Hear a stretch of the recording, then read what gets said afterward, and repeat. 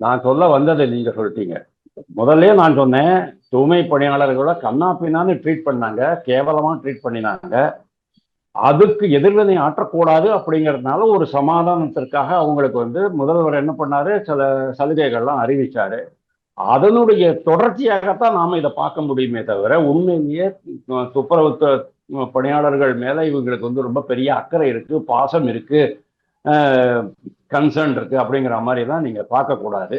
ரெண்டாவது, இது இது எகைன் இப்போ எப்படி உங்களுக்கு இஸ்லாமிய சமுதாயத்தை சமாதானப்படுத்துறதுக்காக ஒரு இஸ்லாமிய பெண் கவிஞரை ஆர்எஸ்ல ராஜ்யசபா சீட்டு கொடுத்தாங்களோ, எப்படி வைகோவுக்கு அதை வைகோவுக்கு மறுத்து ஒரு இஸ்லாமிய பெண்ணை ராஜ்யசபா உறுப்பினர் ஆக்கினார்களோ, எப்படி தகைசால் விருது 10 லட்சம் ரூபாயை ஒரு இஸ்லாமிய எழுத்தாளர் அப்படின்னு சொல்லிக்கிறவருக்கு கொடுத்தாரோ, அதே மாதிரிதான் இதுவும் ஆன்டி டிஎம்கே வாக்குகள் அதிகமாக கூடாது, அதாவது எதிர்ப்பு, திமுக எதிர்ப்பு அப்படிங்கிறது அதிகமாக கூடாது அப்படிங்கிற அந்த எண்ணம் அரசனுடைய எல்லா நடவடிக்கைகளையும் வெளிப்படையா தெரிகிறது.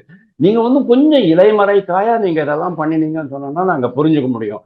ஆனா டிஎம்கேக்கு அதெல்லாம் ஒண்ணுமே கிடையாது. கூச்சம், வெட்கம், சங்கோஜம் ஒண்ணும் கிடையாது. ஓப்பனா பண்ணிக்கிட்டு இருப்பாங்க. இதுவும் அதே மாதிரிதான். இல்ல 20 லட்சம் கொடுக்கறதுக்கு என்ன அவசியம் இருந்தது? கேள்வி அதுதான் வருது. அது யாருடைய பணம்? பொதுமக்களுடைய பணம்.